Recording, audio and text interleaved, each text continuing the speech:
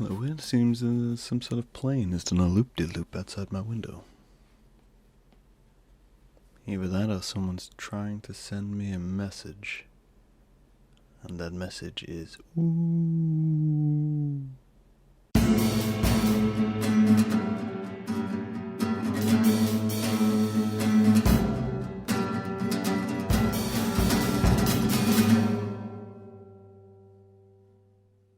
Sup kids, how you doing today? I'm doing alright. I tell you every time that I'm doing fine. But then that's the answer I give people when I'm in person as well.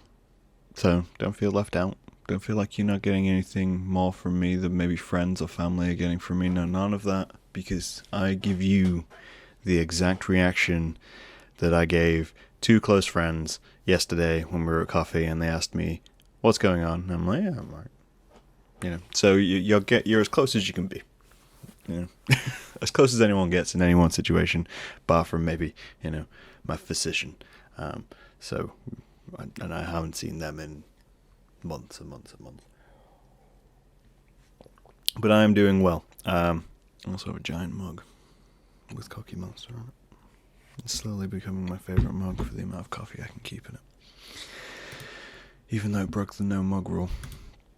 And I'm not even going to explain the no mug rule. You should just realise that I have a rule about mugs in my house. And that was broken. Twice this year. So far. Terrible. Absolutely terrible. But how about this? So there's a lot going on in the world right now. Especially in the UK. If you're not in the UK, there's stuff going on all over the place. But I know a lot of my listeners, I know from my analytics on the old YouTubes, there's a lot going on in the UK. Obviously, we have an election in less than a month.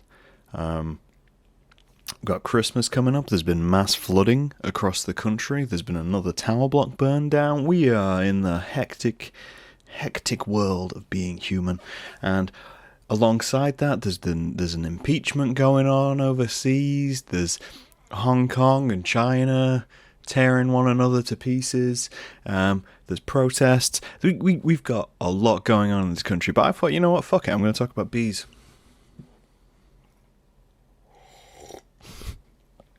Sorry, slurping noise. So I thought we could do with a break. Also, talking to a friend of mine, we were discussing topics for the podcast, and they requested bees, so I thought I'm going to do a little bit of fan service. Last podcast of the year for 2019, episode 103, and we're just going to talk about bees for 30 minutes because I freaking love bees. Bees are fantastic. Okay, so if you've seen me in the wild, chances are I was wearing a black denim jacket. That denim jacket has a little patch on it. That patch says, give bees a chance. And it's amazing. And I got it from Etsy. And I'll leave a link in the descriptions so you can also purchase that patch from Etsy. But it's essentially, it just says give bees a chance. Now, I don't know why, but I feel like bees are a divisive topic amongst people. For instance, my dad does not particularly like bees. He realizes the importance of bees, but he does not like bees. So when I bought him a bee house for his garden last year, that was a bad gift. That was a mistake because it was designed to attract bees to his garden and nest. Something he did not want. But he has a veg patch, so it made perfect sense to me. He has a veg patch, could do with some pollination, get some bees in there. I'm just saying, from my point of view, that was a fantastic gift. From his point of view, I'm trying to kill him. But moving on. So bees, they come with a lot of politics attached to them. Even though this isn't a political podcast. The main concern being right now, I think if you think of bees, I'm jumping all over the place. If you think of bees, you think of two main stories, or at least I do, because within my lifetime this has happened. Africanized bees are a huge, big topic, wiggly finger of a topic, and then just the extinction of bees in general, which is interesting because people spent so long trying to kill Africanized bees, and now the worry is that there's going to be no bees left. Now, Africanized bees was actually like a huge, weirdly racial thing. So you'd taken something like bees, and then basically they applied terminology into it to call them Africanized, and there was a huge conversation about whether this terminology was used because of the basically fear of black people and fear of Africa and all that comes attached with that, and the fact that when media basically pictures and promotes black culture, they do it around the idea of violence and destruction and basically everything negative which you could associate with a group of people. And now they were trying to attach killer bees to it. So there was a whole bunch of madness about it. And this was back, I feel like this was the 90s, but it might not have been. It might have been like the 2000s. I feel like everything was the 90s, even though I was only in there for like 10 years. And most things have happened within my lifetime, within the 2000s. But it just feels like that time. I can remember it, and therefore it happened in the 90s. As I feel like a lot of nostalgia action happens. But the new topic, the new button subject is the extinction of bees. Now, obviously, I got this patch off the basis that I do think we need to do more to help bees. I'm a person we had a beehive in my back garden. We didn't destroy the beehive. We didn't ask for it to be removed. Neither of us were allergic to bees. My neighbors weren't allergic to bees. So we basically said, okay, let them be bees. And they nested in the roof of my shed. So I'm almost guaranteeing there's like a preserve of honey in somewhere in my shed, which I need to get a hold of. But that's the bear in me. And I kind of look at it and go, okay, cool. You know, that's the kind of thing we need to do. You need to plant more plants which are for pollination rather than picturing and wildflowers and all this kind of thing, and add diversity and all. And that's why I got the patch. Because I like that message. I like the message of just giving them a chance as a species. And I think that's what, more than trying to build habitats, more than trying to rescue bees, saving individual bees when they're dying, more than that, you just need to give them a chance. You need to give them a fighting chance to exist in the same world as us, because that's all we're doing. We're trying to coexist, because I think everybody knows, it seems like a really dumb thing to say, but they're a huge part of our ecological system, a massive part, because they're responsible for so much pollination. They're not the only animals responsible for pollination, but they are part of so much of pollination, and such a commonality in the UK as well. I've been around bees my entire life. The idea of not having bees there seems kind of insane. Which then brings you on to this idea of honey. Now, honey's a very divisive subject in the bee communities, bee communities. Now, honey is not vegan. I feel like that's an obvious thing, but from some brief Googling I did earlier, apparently that's not obvious, that honey is an animal product. It's a product produced by bees, which we then harvest. So it's definitely not vegan. But of course, it's attached to a product. Therefore, if it's attached to a product like anything, it becomes something which you can streamline, something which you can basically look at profit and go, okay, well, it costs us more if this happens, therefore if we remove this, then we can make more profit. And that's essentially the crux of most business within the world, and what happens before rules and regulations are put in. Now, the honey industry is hugely part of this, and hugely divisive in terms of its practices. Some do things where they cull hives when the season is over to keep costs down during winter, because you can't keep bees alive during winter. Some people clip wings of the queen bees, which is essentially what keeps a swarm where it is.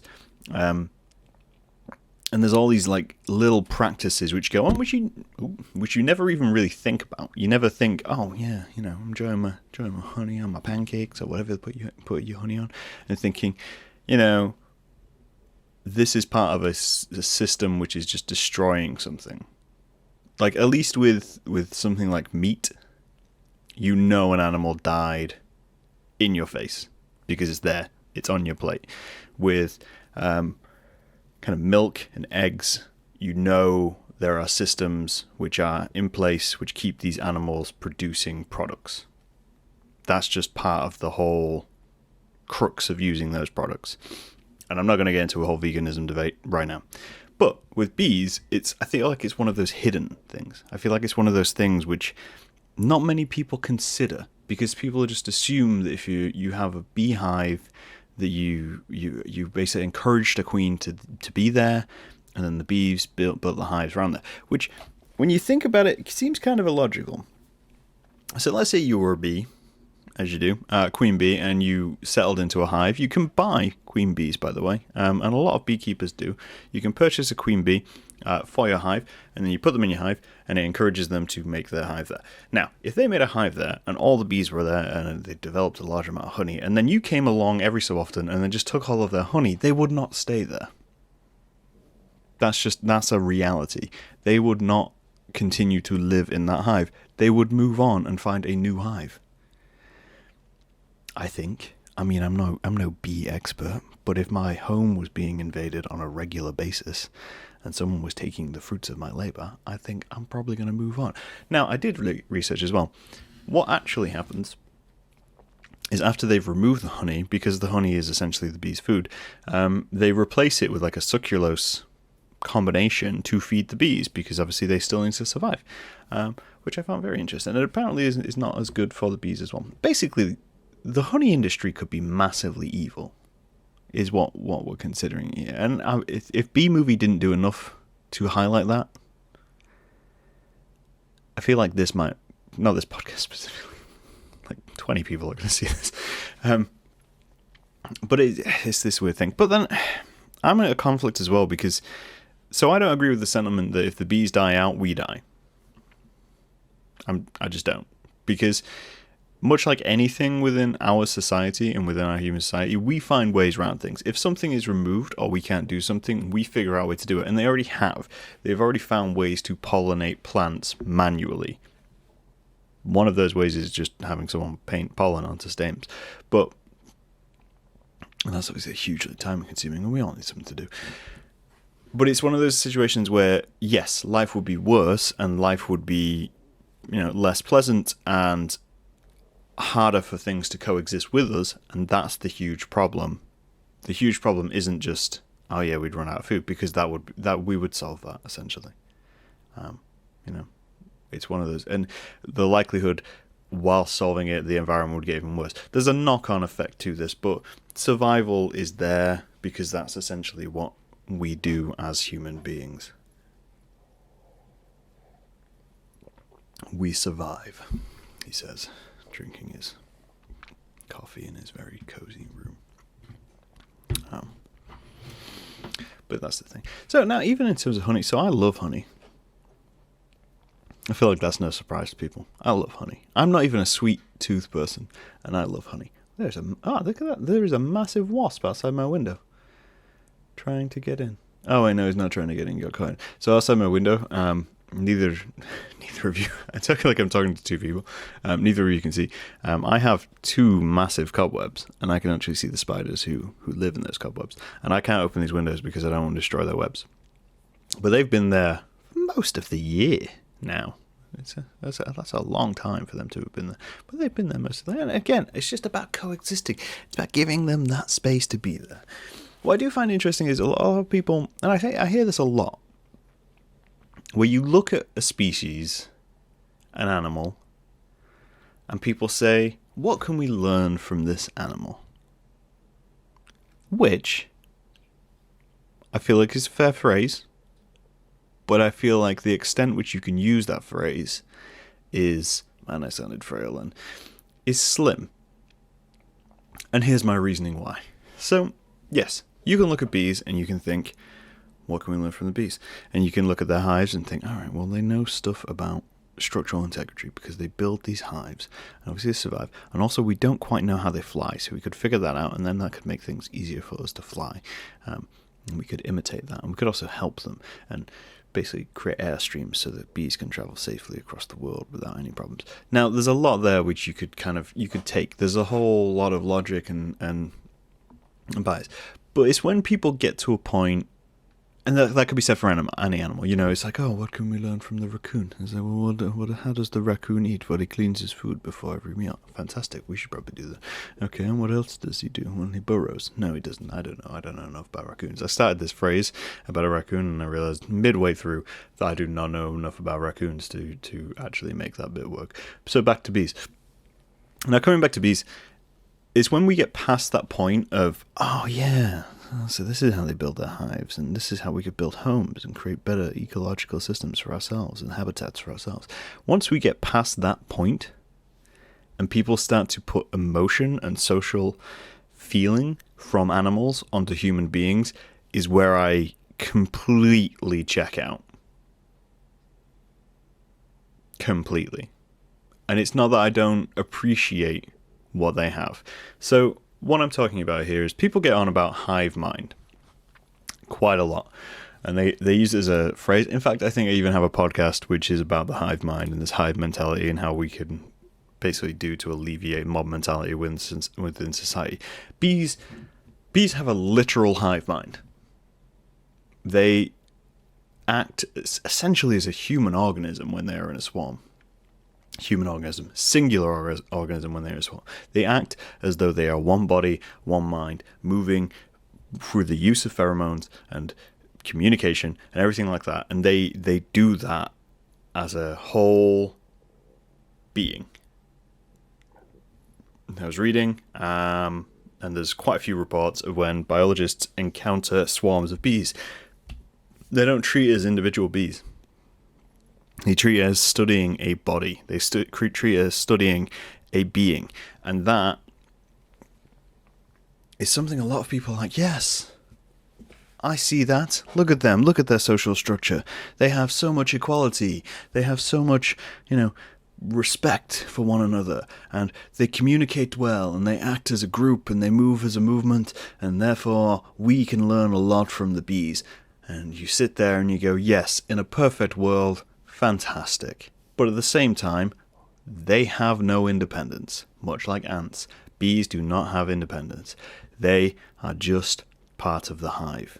That is their entire role in life. Why do they have no independence? Because they do not have the brains as we do. They do not have the same impulses that we do. They do not have the same physical restrictions as we do. The versatility amongst a hive is next to nil. If something is wrong with a thing within the hive, that thing is just not part of the hive.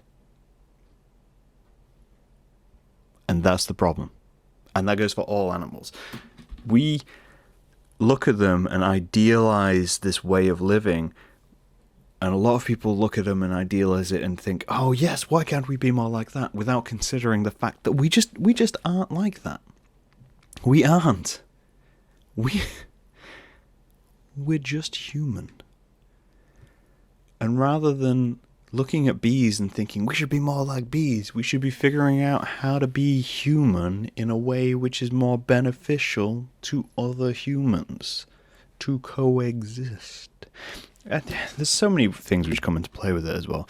It's the same when people put animal aspects onto themselves. It frustrates me in quite a large way. When people are, oh, I identify with this animal. I identify with these things, so I'm going to live my life like this. I'm like, really? What animal do you identify? Oh, I identify with the leopard. And their killer instinct, but also their beauty and respect for one another. And it's like, no, it's a leopard, mate. It's a leopard. The comparisons between you and a leopard may stop depending on what letters you have in your name.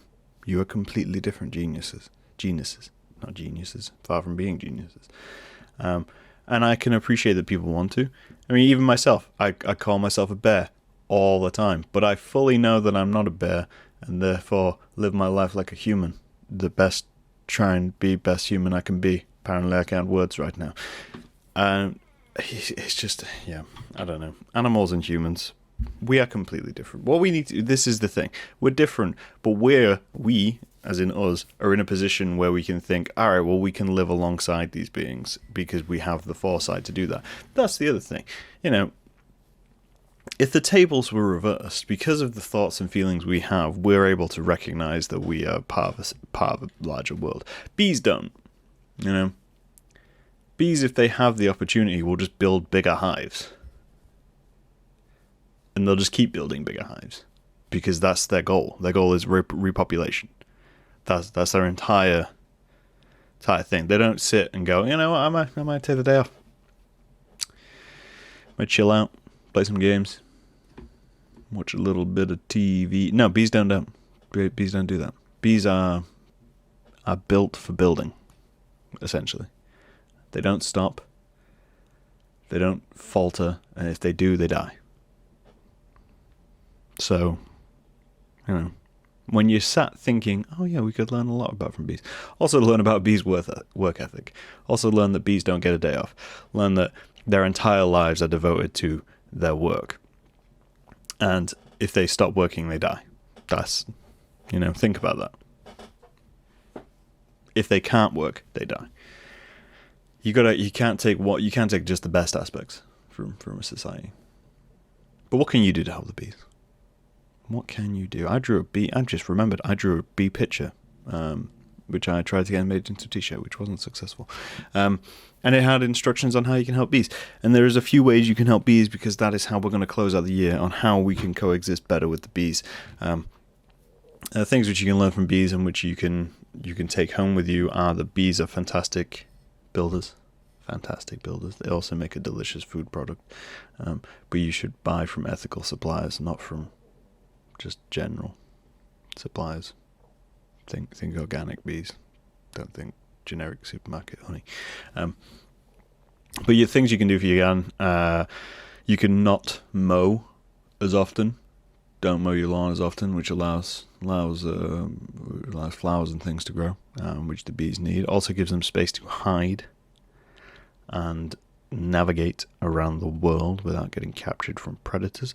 Plant more flowers, which are pollinate friendly and bee friendly, things which allow the beehives to thrive. If you get a beehive in your garden, as long as it is not a huge convenience to your family, and by huge convenience I mean it's not blocking the entrance to your home, and you're not allergic to bees, therefore going to die if it lives near you, you know, just leave it be. This is the thing, bees will hive and then they will move on. As I stated earlier, bees hive, they move on, and the what's the word? Colony gets bigger. The queen moves on, finds somewhere to hibernate, and then they do it again and again and again and again. And that's the way to think of it. It's just, unless it's a huge convenience, you may as well just leave them be. That's a nice pun for you. Why not? That's probably the same. That right there is a life lesson. That is what you can learn. Is if it's not a huge convenience to you, and it's not hurting anybody else, just leave it be. You know, that's a message for life. That is a way to live.